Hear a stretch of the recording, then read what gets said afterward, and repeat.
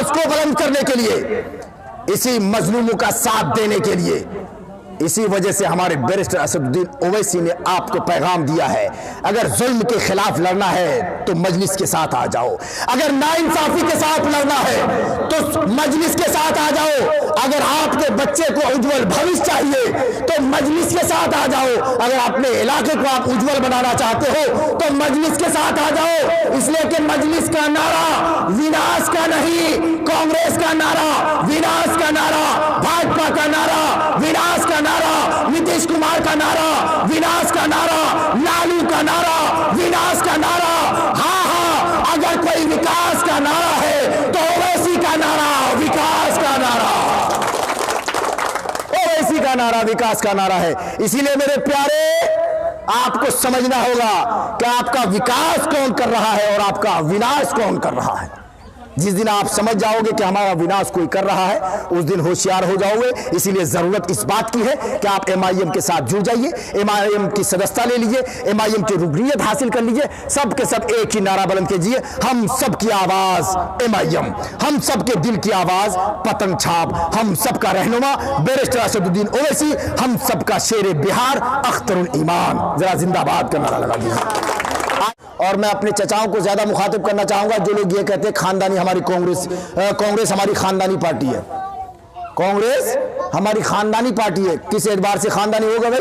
वो तो राहुल गांधी की खानदान की पार्टी है, हमारी तो है नहीं। हम तो मुसलमान हैं, हमारी पार्टी कैसे हो सकती है? बात सच है या नहीं बताइए? बात सच है? सोचिए, आपने जिसको अपना समझा था वो आपका अपना नहीं है। आप 5 तारीख का खेल समझ गए होंगे। राहुल गांधी कह रहा है कि मैंने ताला लगवाया था, मैंने ताला खुलवाया था, मैंने मूर्ति रखवाई थी, इस मंदिर की बुनियाद मैंने रखी है। अब आप बताइए, आप उसे कैसे खानदानी पार्टी कह सकते हैं? जरा बोलिए, बात सच है या नहीं? बात सच है ना? तो फिर आप कैसे कह सकते हैं जो हमारे ईमान का जनाजा निकालना चाहता है, जो हमारी जो एतकादी और ईमानी तौर पे जो हमारी तामीर है उसे वो मिट्टिया मेट करना चाह रहा है, उसे वो मिसमार करना चाह रहा है, और आप उसे कहते हो कि वो हमारी खानदानी पार्टी है। 3 तलाक का नंबर आता है तो चुप, हमारे मौलाना साहब को बोलने नहीं दिया जाता। आखिरकार क्यों रंजीता रंजन से कुरान की आयत क्यों पढ़वाई जा रही है? आखिरकार राज क्या है? मौलाना असहल हक कासमी से ज्यादा रंजीता रंजन को ज्ञान था? नहीं। इसका मतलब यह है कि भाजपा हमारे सामने से वार करती है और कांग्रेस हमारे पीछे से छुरा घोंपती है। मैं तो कहता हूं कि भाजपा अच्छी है कांग्रेस से, इसलिए कि उसका जो कहना है सामने से कहना है, वार करना है सामने से करना है।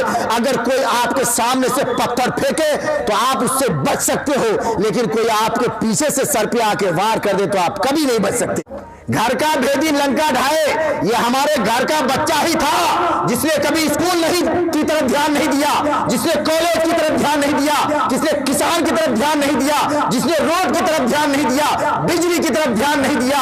अगर ये ध्यान दिया होता तो हमारा रोड भी चमकदार होता, हमारे घर में भी चमक पैदा हो गई होती, हमारा स्कूल भी चमकता, हमारे बच्चों का भविष्य भी चमकता हुआ दिखाई देता। बात सच है या नहीं?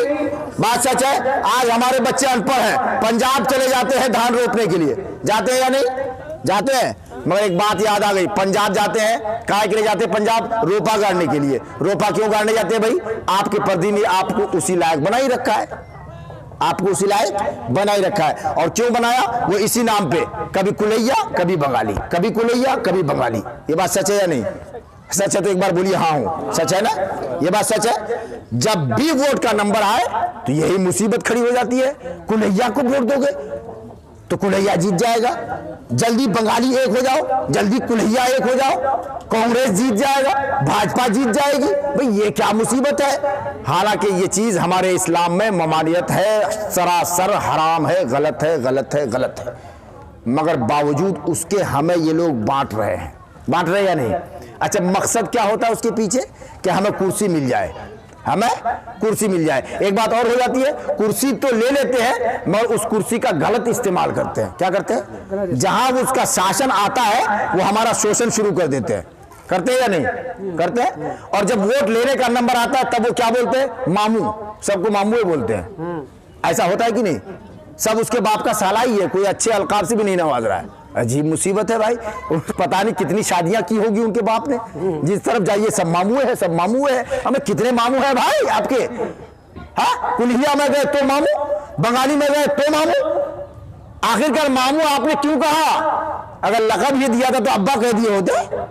जरूरत ही थी तो चूंकि हाँ, जिसको जरूरत जब पड़ता है चाप तो कह देता है बाप, तो ऐसी बात तो अब्बा ही कह देते। लेकिन नहीं, लक़ब भी दे रहा है, दर्जा भी दे रहा है, तो बाप का साला बना रहा है। इसका मतलब ये हुआ आपको वो लॉलीपॉप दे रहा है। क्या कर रहा है? लॉलीपॉप। एक बात और होती है, उसमें बैठ जाते हैं आपके साथ जमीन पर, आपके साथ जमीन पर बैठ जाते हैं। आप जमीन पर है, बैठ गए जमीन पर, तो आप क्या सोचते? वाह क्या विधायक है मेरा, क्या एमएलए है, हमारे साथ जमीन में बैठ जाता है भाई, वाह लाजवाब विधायक है। होता है कि नहीं ऐसा? चाचा सुनिएगा, आपके साथ वो जमीन पे बैठ क्यों रहा है, ये सोचने का मकाम है। वो इसलिए सोच रहा है कि आज की तारीख में अगर इसको कुर्सी पे बैठा दूंगा, इसको कुर्सी की आदत पड़ जाएगी, तो फिर ये हमारी कुर्सी को खतरे में डाल देगा। समझ रहे हैं आप मेरी बात? हमारी कुर्सी को खतरे में डाल देगा। इसीलिए जो जमीन का है उसे जमीन में ही रखो। लेकिन सुनो, जिसकी सोच अच्छी होती है, जिसकी फिक्र अच्छी होती है, जिसका ख्याल अच्छा होता है, तो वो इंसान भी अच्छा होता है और उसको रहमान भी पसंद करता है। जिसका ख्याल अच्छा नहीं, जिसका मिजाज अच्छा नहीं, जिसका ध्यान अच्छा नहीं, उसको रहमान भी पसंद नहीं करता है। इसीलिए जरूरी इस बात की है कि आप ध्यान दीजिए, वो आपको बुलंदी की जानिब क्यों नहीं जाने देता, आपको बंटवारे में क्यों रखता है, आपको कुलैया और बंगाली के नाम पे क्यों बांटता है, आपको कांग्रेस और भाजपा के नाम पे क्यों बांटता है? वो इसलिए बांटता है, ये बढ़ते रहेंगे, हम कुर्सी में बैठते रहेंगे, वो बढ़ते रहेंगे और हम कुर्सी पर बैठते रहेंगे। मैं आपको एक बात बताऊं, आपको शायद ध्यान में आ गया हो या आपके जहन में ये बात चल भी रही हो।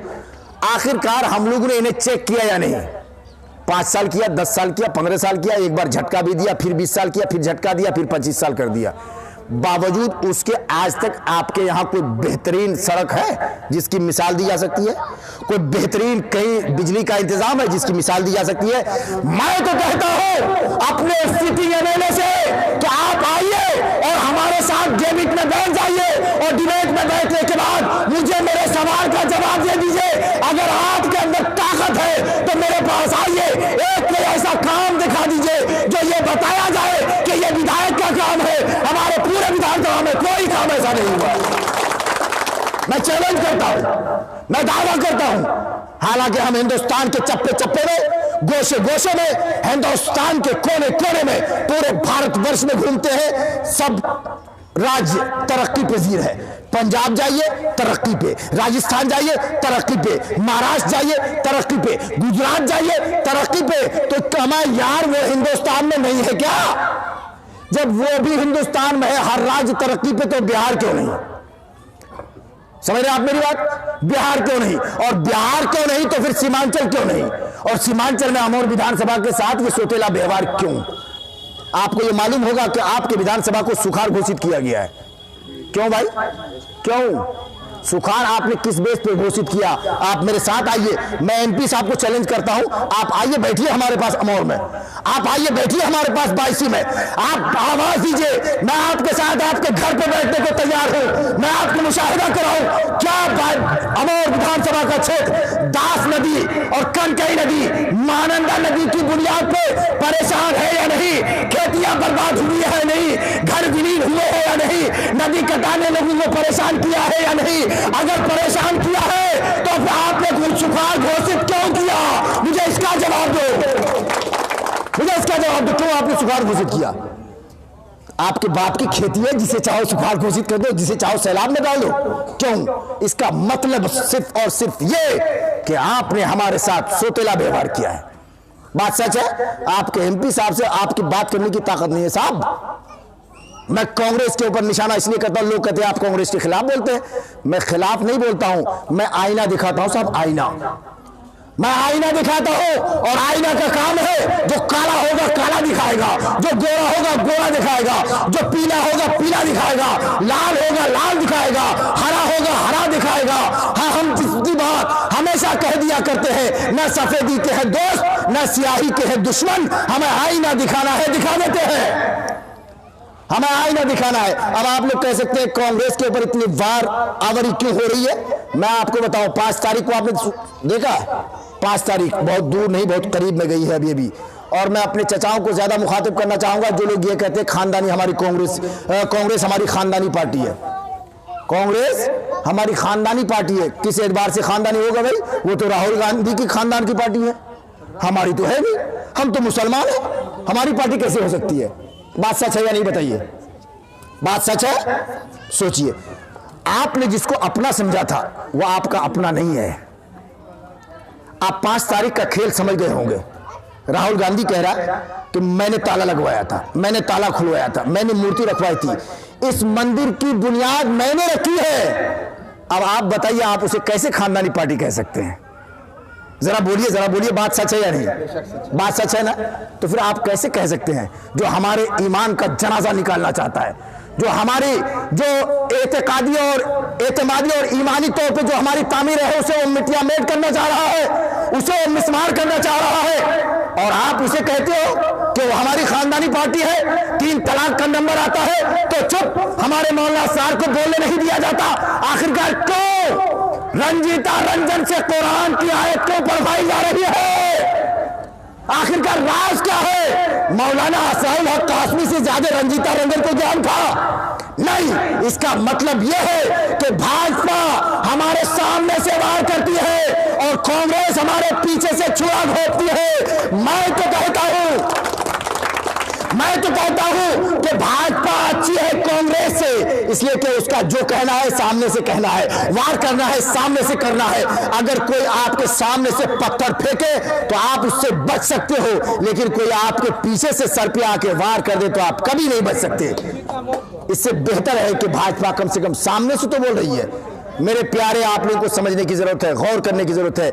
इसी जुल्म की आवाज को उठाने के लिए, इसी नाइंसाफी की आवाज को बुलंद करने के लिए, इसी मजलूमों का साथ देने के लिए, इसी वजह से हमारे बैरिस्टर असदुद्दीन ओवैसी ने आपको पैगाम दिया है, अगर जुल्म के खिलाफ लड़ना है तो मजलिस के साथ आ जाओ, अगर नाइंसाफी के साथ लड़ना है तो मजलिस के साथ आ जाओ, अगर आपके बच्चे को उज्जवल भविष्य चाहिए तो मजलिस के साथ आ जाओ, अगर अपने इलाके को आप उज्जवल बनाना चाहते हो तो मजलिस के साथ आ जाओ। इसलिए कि मजलिस का नारा विनाश का नहीं, कांग्रेस का नारा विनाश का नारा, भाजपा का नारा विनाश का नारा, नीतीश कुमार का नारा विनाश का नारा, लालू का नारा विनाश का नारा। हाँ, अगर कोई विकास का नारा है तो ओवैसी का नारा विकास का नारा, ओवैसी का नारा विकास का नारा है। इसीलिए मेरे प्यारे, आपको समझना होगा कि आपका विकास कौन कर रहा है और आपका विनाश कौन कर रहा है।